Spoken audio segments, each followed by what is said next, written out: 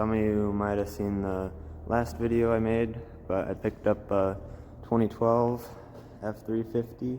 It's got a 6.7 power stroke. Picked it up, it's dead a cylinder, it was EGR deleted, and previous owner said they dropped a bolt into the intake and it took out one of the cylinders. So it's gonna get its engine pulled and rebuilt. I picked up a donor motor for that, but it's pretty decent.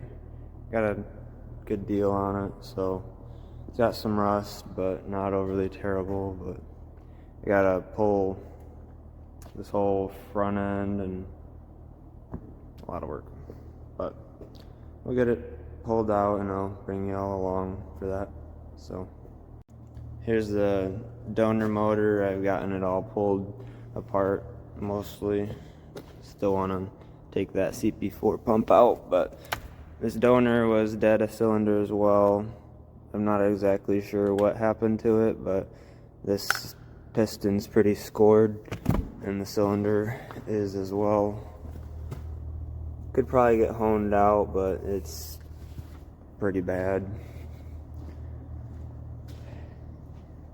These are all the parts I had to take off it. It's got a good turbo, good heads, all the intake junk and all that.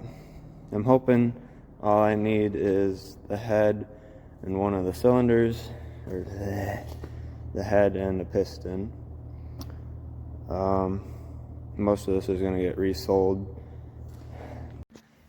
So it's been a couple days. I got all the whole front end torn off and I got the engine mostly ready to come out. I got the transmission, the torque converter unbolted. I just have to unbolt the housing. But turbo's off, manifold's off, everything else up front is off. So I should be about ready to pull the engine and then we'll get it torn down, figure out what's wrong with it.